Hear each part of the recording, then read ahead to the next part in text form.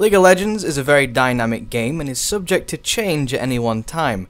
Things such as items, champions, and general game balance can all be adjusted by Riot to make the game more enjoyable for the majority of players. So please be aware, this guide may not still be applicable depending on the times. Welcome to Champion Crash Course featuring Alistar, the Minotaur. Alistar is a tanky fighter who excels at supporting his team and surviving no matter what is thrown at him. His abilities scale with AP, but he'll most likely want to build more defensive items than damage items. This being the case, he can be played in a variety of roles. His main role is support, but he can easily be played in the jungle. He isn't a very popular pick nowadays, but that's very understandable as he's easily outclassed by a lot of other supports and junglers. Plus, he's particularly tricky to play properly. However, hopefully after this guide you'll be able to change the pick rate and show people that the cow is someone to be feared. And his win rate is pretty average. But that's because of all the noobs. Alistar uses mana as his resource, and let me tell you, he pisses mana. The second you have some mana at all, you'll wonder where it went. So yeah, his costs are pretty high. And his base stats when it comes to mana are poo, considering how often the spells can be used. Alistar currently costs 1,350 IP, or 580 RP, and has 8 skins including his classic skin. Sadly, a couple of those are unavailable, but you gotta keep your eye out just in case they ever come back for some reason. His skins are Black Alistar, which is unavailable, Golden Alistar, which will cost you 390 RP, so if you're still saving that free 400 RP from when you were like level 4 or something, you'll be able to get this one. Matador Alistar, which is unavailable sadly. Longhorn Alistar, which will cost you 520 RP. Unchained Alistar, which is free if you subscribe to the Riot Games YouTube channel. If you aren't already subscribed to them, there will be a link in the description for you to do so if you please. Infernal Alistar, which will cost 975 RP. And finally, Sweeper Alistar, which will cost you 750 RP. But I do believe this skin will no longer be available after the World Cup, so snag it quick if you want it. Now, I'm gonna look like a right tit if that stays around forever. If you're looking for a skin recommendation, then I would personally suggest Unchained Alistar, mainly because it's free so anyone can get it, but if you want to throw money at the cow, then I'll respect you if you go for Longhorn Alistar. Nobody has that skin. Alistar's listed difficulty is an 8, which is pretty spot on in my opinion. Considering he's one of the first champions to be released and he's pretty cheap IP-wise, he is particularly hard to just pick up and play. Even the pros mess up his combos, and some pros can't even play him. Now that is a true testament to his difficulty. However, I will teach you the ways of the cow so you can laugh in the faces of the pros and make everyone's screens go grey.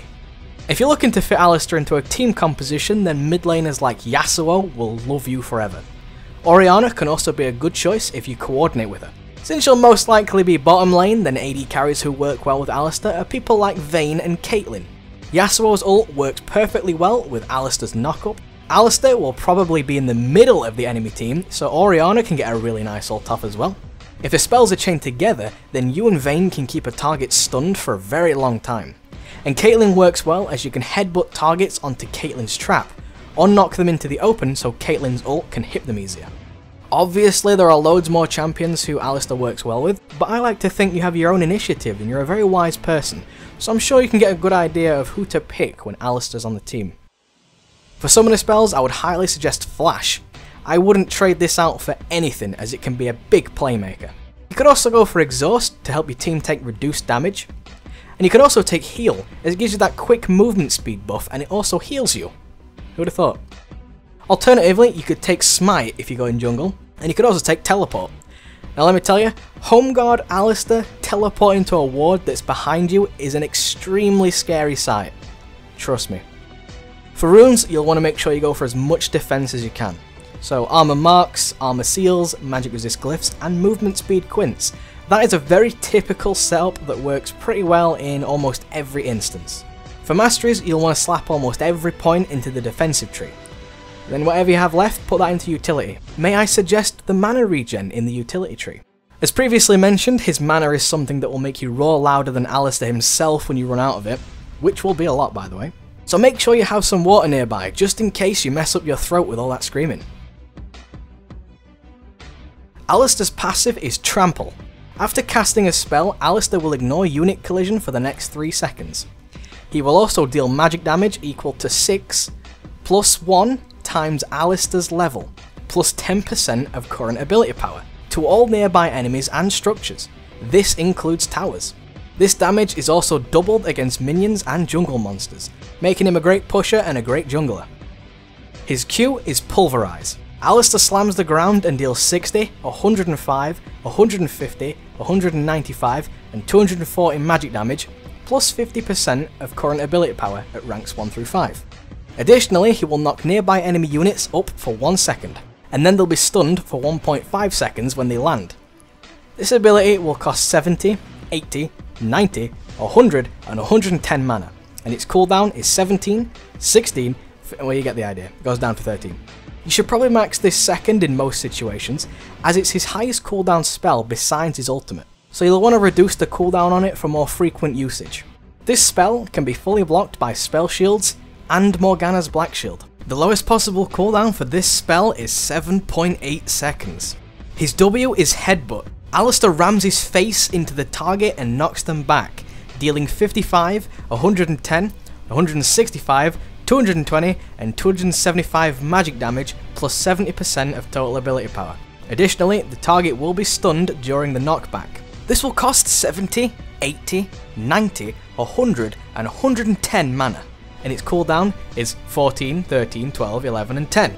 You should max this last as you only shave off 4 seconds of its cooldown when ranking it up to the max. It may deal more damage later on, but that is not your job. This spell can be fully blocked by spell shields and Morgana's Black Shield.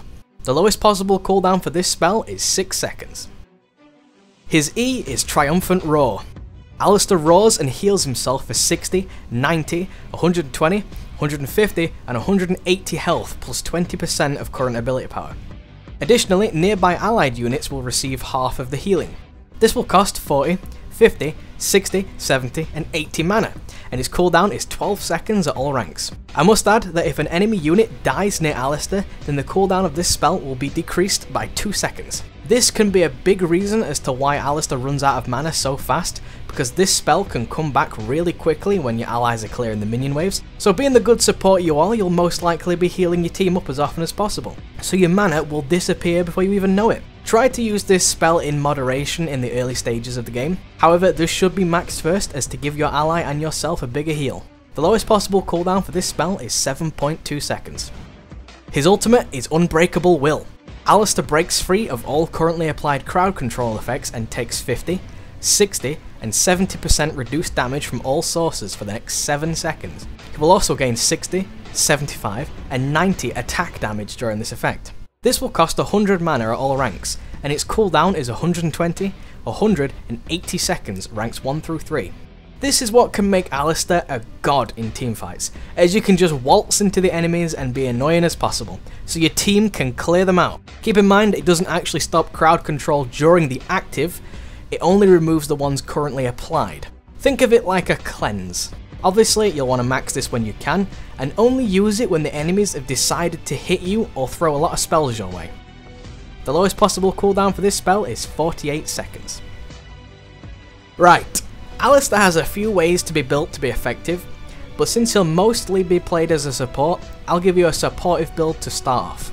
To begin the game, you'll either want to go Relic Shield and Ward, also some pots and a Trinket Ward. You could also substitute the Relic Shield for a coin, which is my preferred item due to the mana regen. For the booties, I would suggest either Booties of Swiftness for getting around easier, Ninja Tabby if your enemies are mainly auto attackers, Merc Treads if they have a lot of CC, and Booties of Mobility if you feel you can roam around a lot. On your next back, it will be preferable to get a Sightstone if possible, and pro tip, once you get a Sightstone, you'll no longer have any need for the Warding Trinket, so swap that out for the Sweeping Lens. Mana is a big hindrance to Alistar, so if possible I'd suggest a Mikael's Crucible. It'll help your team out if they get caught in CC, and it'll help your mana come back much quicker. Alistar loves armor and magic resist, so build according to that. Randuin's Omen and Frozen Heart are great for Alistar. Also consider a Frozen Fist, aka an Iceborne Gauntlet, because you can deal extra damage while dishing out your combo, and it'll also slow the enemies down, which makes it a lot easier for your team. An Abyssal Scepter is pretty good on Alistar as it can buff up his damage and his healing power, whilst also buffing your magic resist and reducing theirs. Also, don't forget to turn that coin into a talisman at some point. That can be absolutely amazing when you're trying to engage in a team fight, as everyone's movement speed will be increased for a short while, thus making your engages super easy. Now you may think AP Alistar will be really strong, and it can be, but it's just not as good against a team who know what to do, or have counterpicked you in some way. However, the build you'll want for AP Alistar is very standard. Stork Shoes, Deathcap, Lichbane, Zonias, Abyssal Scepter and a Void Staff most likely will be the typical build. It can do some serious damage and it can give your team a bigger heal, but it will leave you very squishy, and Alistar is designed to be an engager, so if you mess up your combo or get caught, you have no way of getting out. It's fun to play, but keep in mind that it relies on a lot of factors to be in place for you to do well. Some other alternative items to buy on Alistar would be a Thornmail. This is great when you want to ult and run into people's faces, because they'll most likely hit you just out of fear. A Sunfire Cape can be good, as when you dive into the enemy team, you'll be dealing some significant damage over time if you're tanky enough.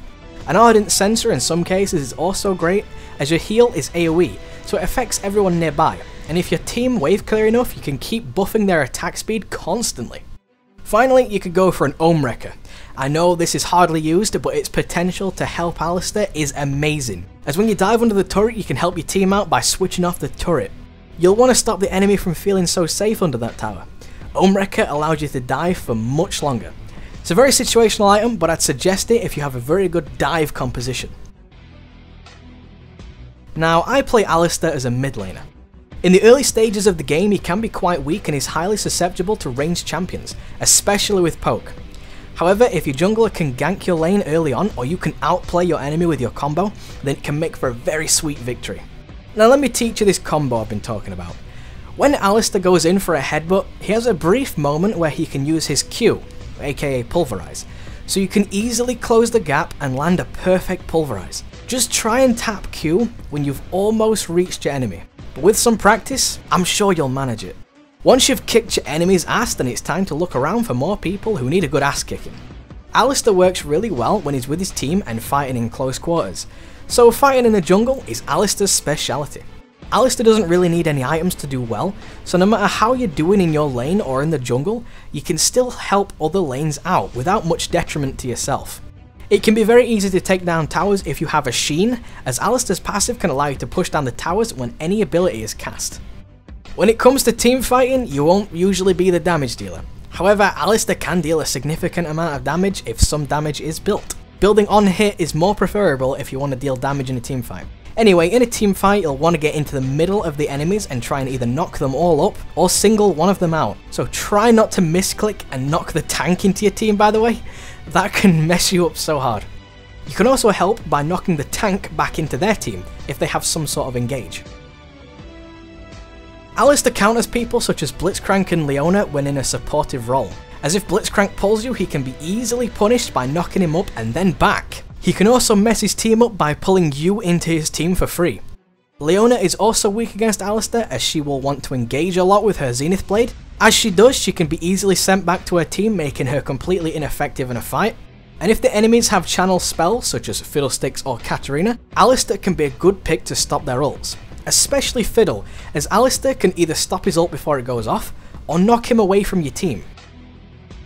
Alistar likes to be in the middle of your team. If you can knock him back, or interrupt his headbutt in some way, you can reduce his potential down to nothing. Alistar's heal is great, but only really against himself. His allies won't be healed by too much, so keep this in mind when you're laning against him. He will also run out of mana very quickly in the early stages, so consider poking him down a little to force his heal out every now and then.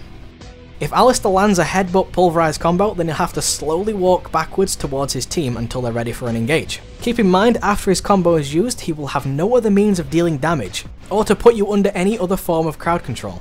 This is a great window of opportunity for slapping him around. People with heavy CC and knockbacks are a pain in Alistar's arse, so consider playing people like Vayne or Caitlyn if you're in the AD carry role. I mention Caitlyn as she can snare Alistar in her trap, and she can also net away from him to keep safe. It's funny how a lot of AD carries work well with Alistar, but they also have their own ways to stop him from being effective. Other champions who Alistar is weak against will be people like Janna. She has 2 knockbacks and a shield. Lulu can also be a great support choice, as when your ally is knocked into the enemy team, Lulu can easily use her ultimate to knock up all the enemy team, thus ruining Alistar's plan completely. And the counter crown goes to Morgana. As previously shown in the abilities section, Morgana's Black Shield can stop every single one of Alistar's CC spells, thus rendering everything he just did completely useless. She can also snare him in place and stop and engage if Black Shield is on cooldown. If you're a master baiter, then consider putting yourself out of position so that Alistar will knock you into his team. So you can then ult and use your Zhonyas to stun the entire enemy team. Now that is a highly advanced tactic however, and requires a good Alistar to knock you perfectly into them. However, if it does happen, you now have the knowledge of what to do when you're in that situation. Plus, you barely need any experience on Morgana to play her well. Just read Alistar's movements well and place the shield on the right target. As easy as can be. Alistar's movement animation changes when his passive is activated. He does an angry looking run rather than a bad tempered walk. If Alistar headbutts a target that is close to the wall, it can end up sending them over it. This can be done on almost every wall in the game. Keeping on that subject, Alistar can travel over a small wall with his headbutt if the enemy is close enough and you have vision of them. Alistar's ult gives him little rune type things to spin around him. That is a big indicator to tell you that it's probably not the best idea to be hitting him right at that moment. Alistar's heal can also heal minions that are near him. It heals for barely anything at all, but it can allow for an extra turret shot to hit in some cases, and it can also mess up your enemies when they're trying to last hit them. Alistar's nose ring looks like a rancid onion ring. Now that doesn't really impact the game, but it's still something to know. Now I like to give the base stats for everyone, as this information when played at a high level is quite useful.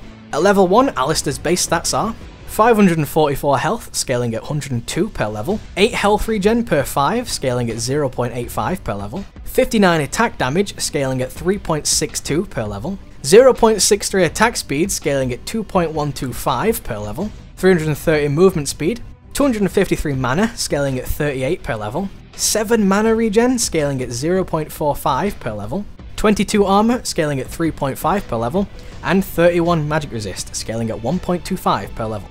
So at level 18 his stats will be 2278 health, 23 health regen per 5, 120 attack damage, 0.85 attack speed, 899 mana, 15 mana regen per 5, 82 armor, and 53 magic resist. As always though guys, some of the stats are rounded up to better suit the stat screen. For the average player, this kind of stuff isn't crucial, unless you're a master baiter or a connoisseur of calculations. Be sure to practice with friends in normal games or custom games before you head off into ranked. Practice does make perfect. Thank you so much for watching, I hope you've learned something. If you have, then please be sure to leave a like and share it with people who you think are total noobs.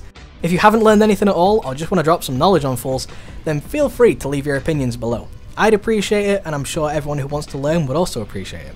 Thank you so much for your time, and I'll see you guys later. Peace!